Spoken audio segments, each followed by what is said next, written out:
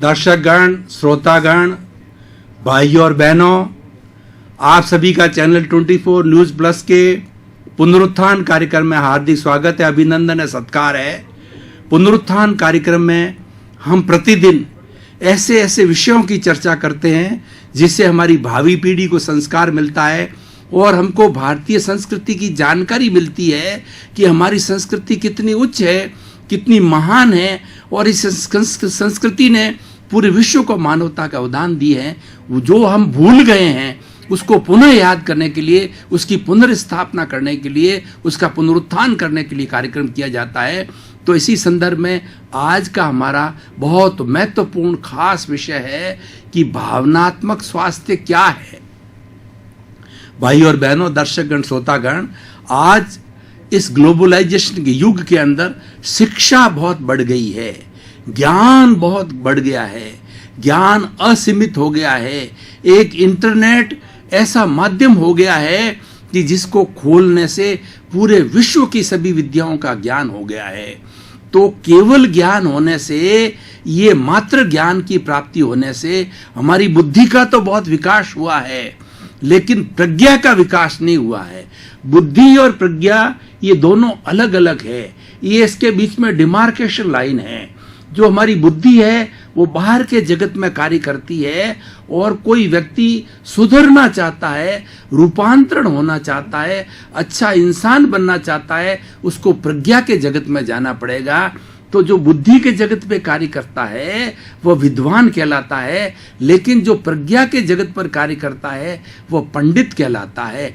पंडित और विद्वान में बहुत अंतर है कि ज्ञान की अति होने से व्यक्ति अहंकारी हो जाता है, व्यक्ति प्रतिष्ठा एम्बिशियस हो जाता है, हर वक्त सोचता है कि मैं जहाँ भी बैठूं मेरी प्रतिष्ठा होनी चाहिए, मुझे सम्मान मिलना चाहिए, और वह इतना अहंकार के वशीभूत हो जाता है कि अनैतिक कार्य करने लग जाता है। लेकिन जो प्रज्ञा पुरुष होता है, जो पंडित होता है, उसको कभी अहंकार नहीं आएगा।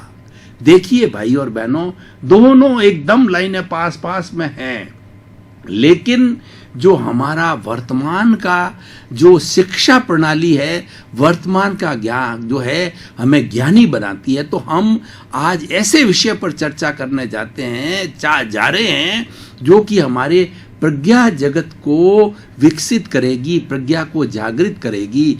भावनात्मक स्वास्थ्य। वर्ल्ड हेल्थ ऑर्गेनाइजेशन ने होलिस्टिक हेल्थ के लिए 5 तरह के स्वास्थ्य बताए हैं।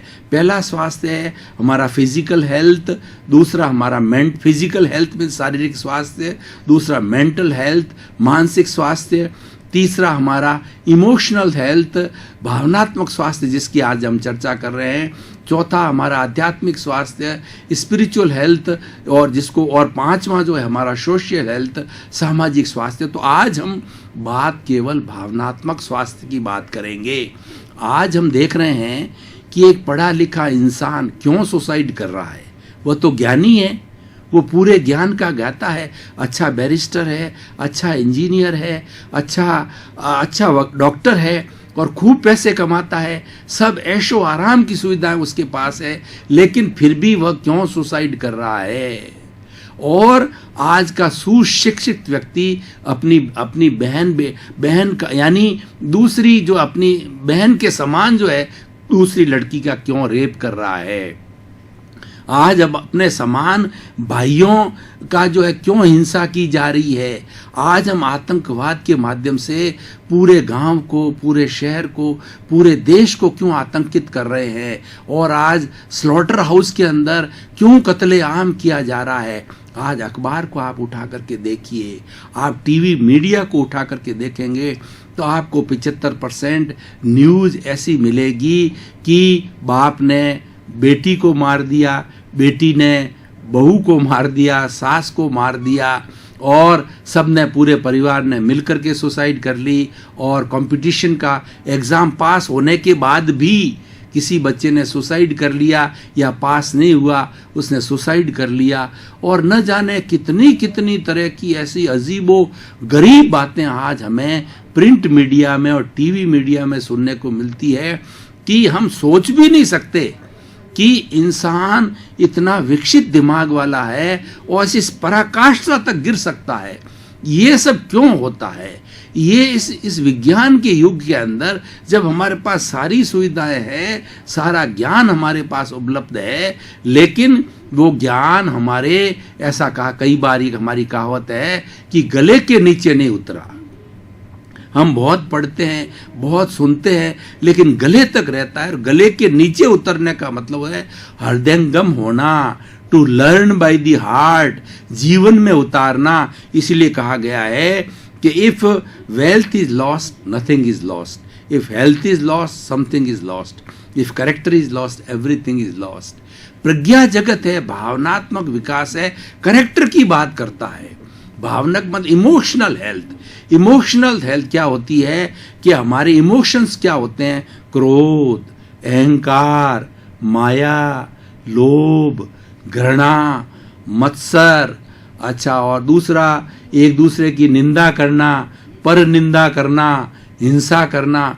जितने जितने नेगेटिव थॉट्स हैं वो सारे जो है ये इमोशनल में आते हैं। और उस इमोशनल को करेक्शन देने के लिए, उस इमोशंस को हमारे ठीक करने के लिए आज का विषय हमने चुना है। तो इस विषय के अंदर हम इमोशनल हेल्थ को समझेंगे और उसके कारण को समझेंगे और उसके निवारण को समझेंगे।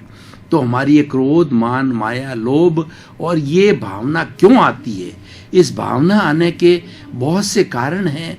एक तो कारण ये है कि व्यक्ति में अति लोभ की भावना आ जाती है। व्यक्ति ये चाहता है कि मैं संसार का रिचेस्ट व्यक्ति बनूं, और व्यक्ति के में बहुत अहंकार आ जाता है कि मेरे से बढ़ के दुनिया के अंदर कोई नहीं रहे और सब पर मैं शासन करूं। जैसा कि हिटलर और मुसोलिनी और जितने जितने हमारे यहाँ पर वर्ल्ड के अंदर जो है वो हुए हैं, हिटलर शाही बहुत प्रसिद्ध है। तो उन्होंने जो किया है वह जो है वो व्यक्ति में आ जाता है। और भाई और बहनों, दर्शकगण, श्रोतागण, मैं आपको बताना चाहता हूं कि जो ये प्रथम वर्ल्ड वार हुआ, दूसरा वर्ल्ड वार हुआ, ये वर्ल्ड वार सबसे पहले जो दुनिया के अंदर सर्वशक्तिमान देश का राजा है, मुख्य प्रधानमंत्री है, उसके दिमाग के अंदर युद्ध आया, उसके दिमाग के अंदर अहंकार आया। युद्ध पहले दिमाग के अंदर पैदा होता है और उसकी अभिव्यक्ति बाहर होती है। इसीलिए अहंकार को समाप्त किया जाना बहुत ही जरूरी है। और भावनात्मक विकास जो है अहंकार को समाप्त करता है, लोभ को समाप्त करता है। लोभी के लिए ये कहा गया है कि लोभी इस सारे संसार की सृष्टि का जितना धन व्यक्ति को दिया जाए तो भी उसका लोभ शांत नहीं होता है। और जबकि जो है वह एक सारी सृष्टि जो है पूरे इस लोगों का जो है भरण पोषण करने के लिए सक्षम है। तो बंधुओं, इस भावनात्मक विभाग जो है हमारे स्वास्थ्य को करेक्शन देने के लिए हमें क्या क्या करना चाहिए, ये ध्यान देने की बात है। तो इसके लिए हमें हमारे शरीर के अंदर जो मुख्य चीज़ें हैं उस पर थोड़ा हम दृष्टिपात करें कि हमारा शरीर है, वो शरीर के अंदर पहले 5 इंद्रियां होती है। इंद्रियों का काम होता है कि बाहर से विषय लेकर के मन को देते हैं, और हमारा श्वास है, मन है, बुद्धि है, और बुद्धि के बाद में हमारी प्रज्ञा है। तो हमारे भावनात्मक विकास को करने के लिए श्वास हमारा सबसे बड़ा आलंबन है। अगर हम श्वास की परीक्षा करें, श्वास को देखें कि हमारा श्वास जो भीतर बराबर जा रहा है, बराबर बाहर निकल रहा है, लंबा चल रहा है, समतल चल रहा है, तो श्वास की संख्या हम घड़ी लेकर के बैठें और देखें कि 1 मिनट के अंदर कितने श्वास चल रहे हैं। मेडिकल साइंस ये बताती है कि जो व्यक्ति टेंशन फ्री होता है वो नॉर्मल 16 तरह के श्वास जो है 16 श्वास लेता है कुल। और व्यक्ति ज्यों ज्यों श्वास को देखना लगता है, श्वास को लंबा करने लगता है, समतल करने लगता है, तो लंबा और समतल करने के बाद के अंदर वो श्वास की संख्या घटती जाती है। और जब श्वास की संख्या घटती है तो निश्चित रूप से जो है जितने भी हमारे भावनात्मक अवरोध हैं, क्रोध, अहंकार, माया, लोभ, जलन, इन सब के ऊपर अंकुश लगता है। और श्वास की कम संख्या रखने वाला व्यक्ति कभी भी जो है क्रोध नहीं कर सकता, अहंकार नहीं कर सकता और माया नहीं कर सकता, छल कपट नहीं कर सकता। ये निश्चित मेडिकल जो है साइंस के बहुत से प्रयोग हो चुके हैं, इसके अंदर शोध हो चुकी है। और ये जो व्यक्ति भावनात्मक स्वास्थ्य को अच्छा जो करना चाहता है तो उसको निश्चित रूप से जो है इस श्वास परीक्षा पर ध्यान देना चाहिए। अब दूसरा जो है अपने इसका प्रयोग ये आता है मेडिटेशन। भावनात्मक स्वास्थ्य को अच्छा करने के लिए मेडिटेशन करना चाहिए। मेडिटेशन का अर्थ होता है कि हम किसी एक विषय के ऊपर जो है अपने आत्मा के ध्यान को, अपने पूरे चिंतन को जो है एक जगह पर केंद्रित करें, वो ध्यान कहलाता है। कुछ भी आलंबन लिया जा सकता है, चाहे ईश्वर की मूर्ति हो, चाहे भगवान का चित्र हो, चाहे फोटो हो। आंखें कोमलता से बंद करके रीढ़ की हड्डी को सीधा रख करके और भीतर हम एक अवलंबन के माध्यम से जो है उसका निरीक्षण करें, उसको देखते जाएं, तो हमको ये मालूम पड़ेगा कि हमारी सारी ऊर्जा जो है वह भीतर आ रही है और भीतर एक जगह केंद्रित हो रही है। और केंद्रित होने से हमारा भावनात्मक विकास जो है वो होता रहेगा। लंबे समय तक दर्शकगण, श्रोतागण, हम विचार में इतने डूब गए थे, हमको भान ही भूल गए हमारा। लेकिन तरोताजा होने के लिए थोड़ा सा ब्रेक ले रहे हैं। ब्रेक के बाद पुनः उपस्थित होंगे।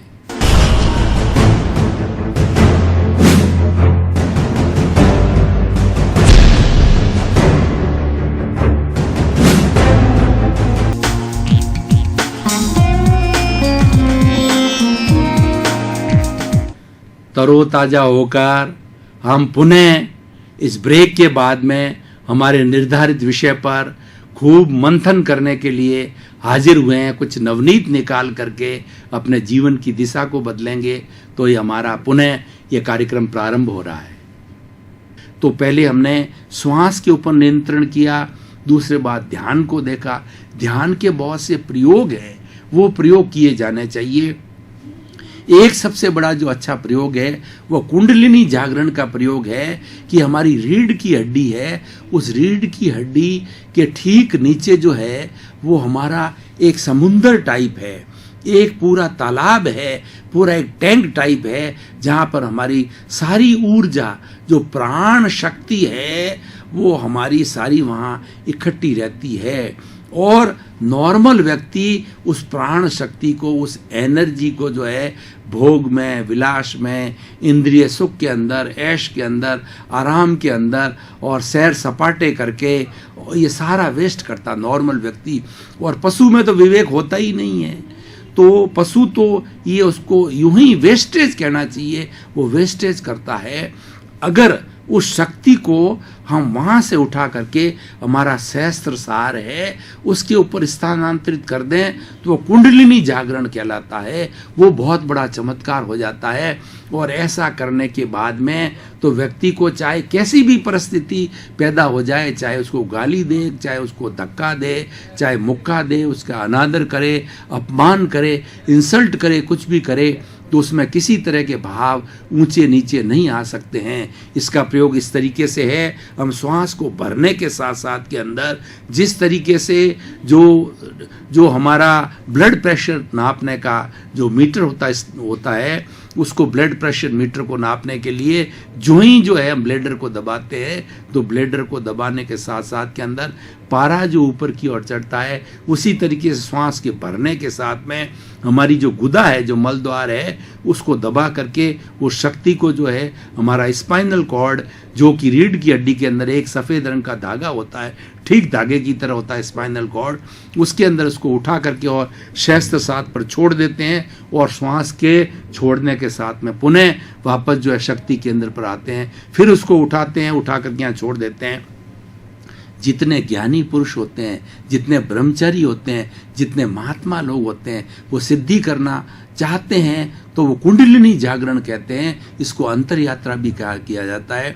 इसको करने से जो है हमारी भावनात्मक स्वास्थ्य बहुत अच्छा होता है, भावनात्मक रूप से वो व्यक्ति एक सुंदर बन जाता है।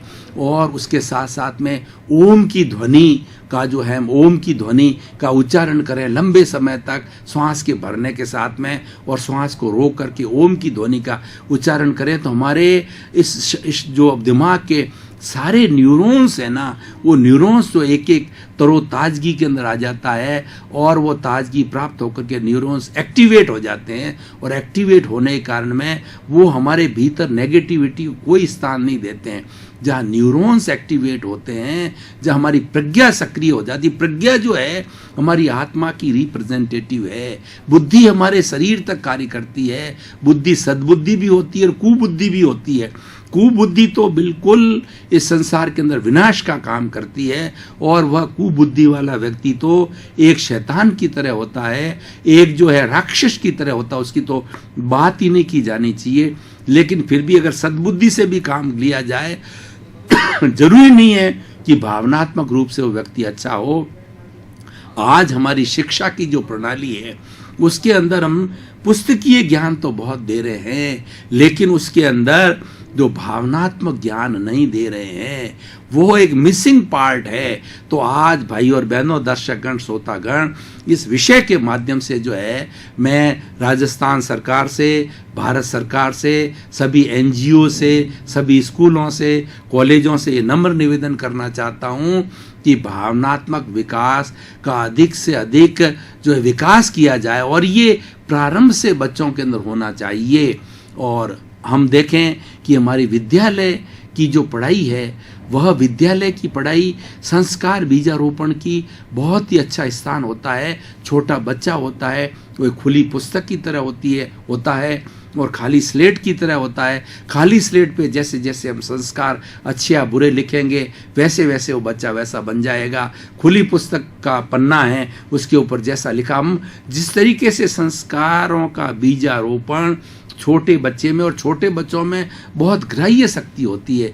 5 साल से 8 साल की जो बाल्यावस्था है, वो सबसे, उसमें न्यूरॉन्स इतने डेवलप होते हैं, उसमें क्यूरियोसिटी इतनी बढ़ जाती है कि बच्चा जो है सब जानने की कोशिश करता है कि संसार में क्या है, और इतना पावरफुल हो जाता है उसका दिमाग कि मैं अधिक से अधिक जानूं। इसलिए आपने देखा होगा भाई और बहनों, जो छोटे छोटे बच्चे होते हैं वो बहुत ज़्यादा प्रश्न करते हैं, और कई ऐसे प्रश्न करते हैं कि हम उनका जवाब भी नहीं दे पाते हैं। तो उन बच्चों की जिज्ञासा को शांत किया जाना चाहिए, और सही तरीके से शांत किया जाना चाहिए।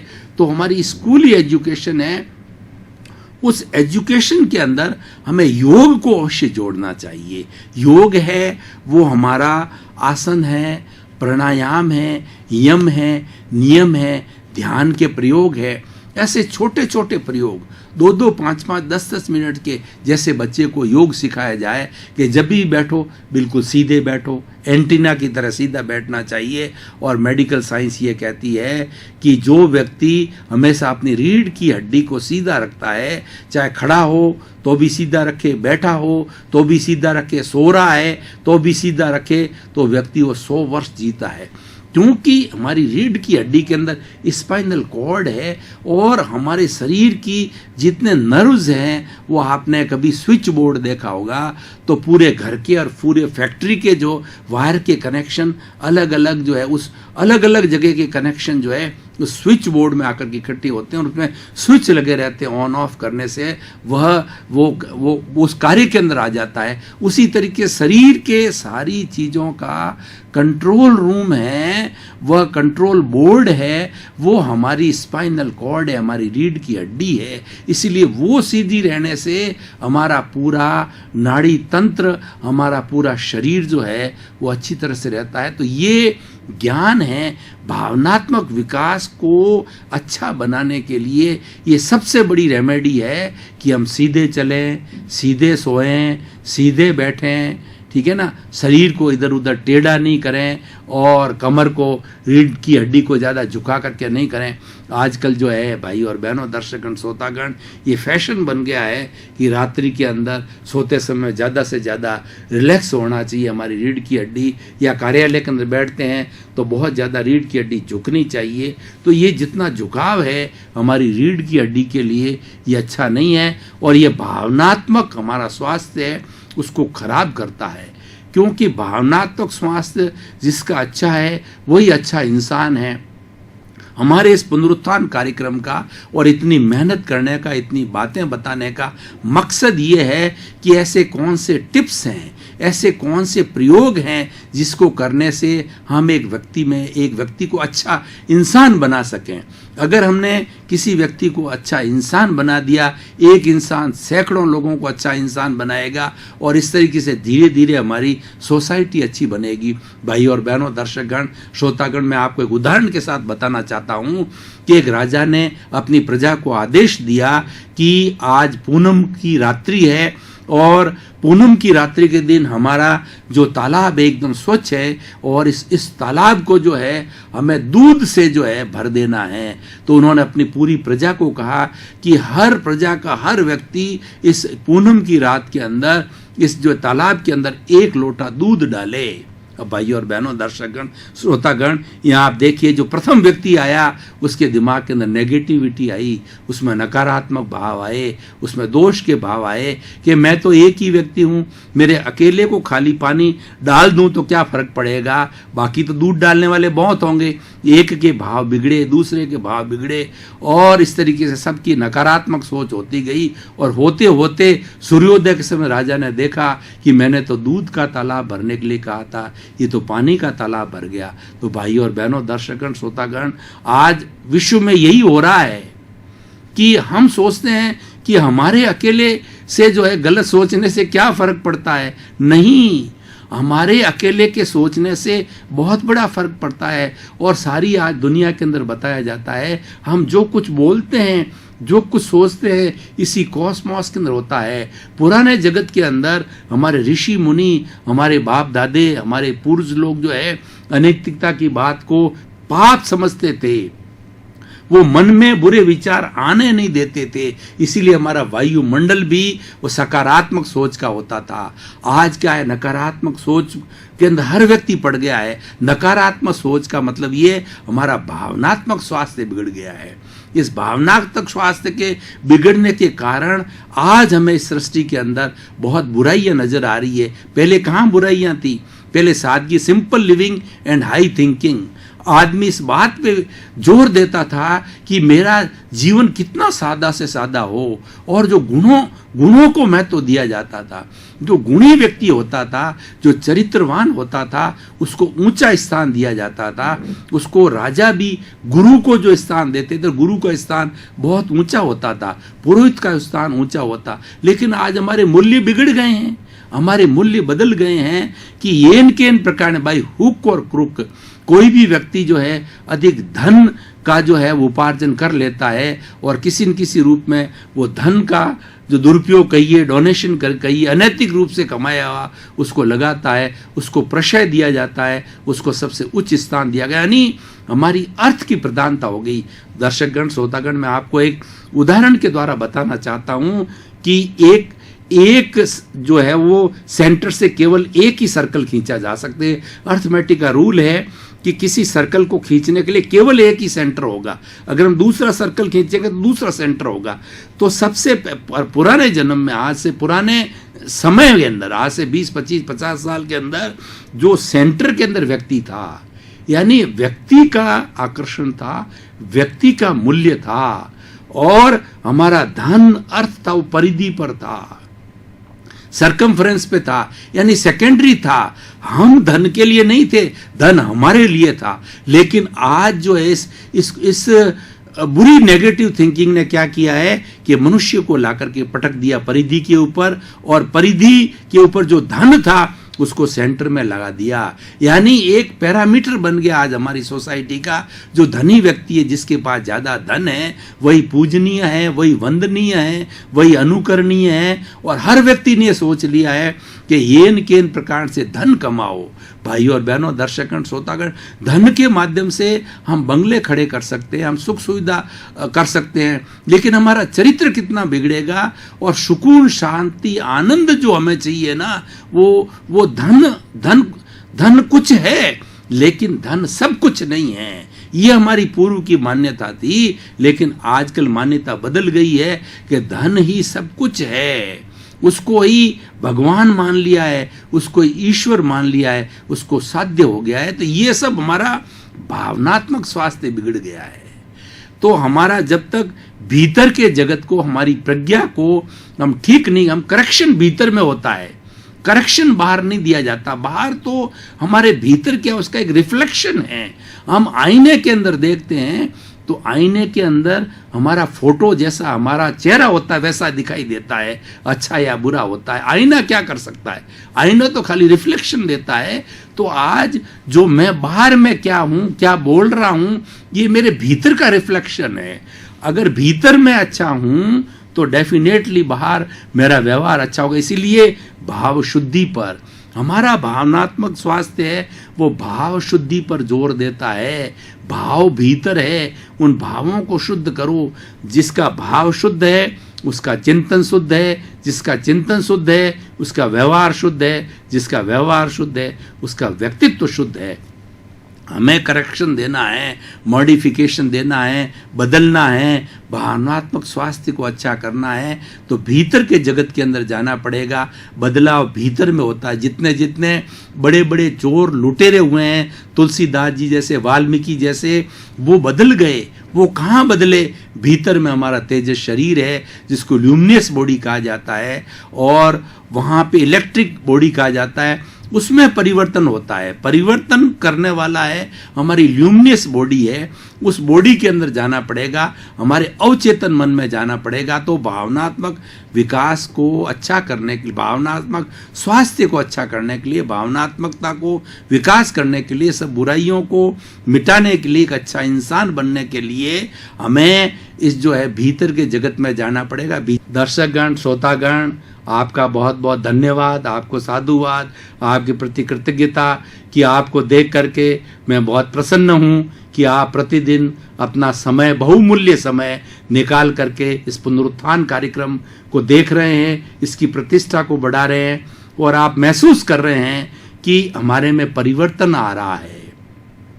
अपने आप में बदलाव लाना ही पुनरुत्थान कार्यक्रम का उद्देश्य है कि हमारी जो सांस्कृतिक मूल्य है, हमारी संस्कृति की धरोहर है, उसको जागृत करना मात्र एक ही हमारा लक्ष्य है। उसकी लक्ष्य की प्राप्ति के लिए आप उपस्थित होते हैं तो जगत कल्याण हो, आपको सबको सुख मिले, आपको सबको आनंद मिले और इस संसार में सबका भला हो, सबको मोक्ष मिले। आपके प्रति मंगल भावना, शुभकामना। ओम। के प्रायोजक हैं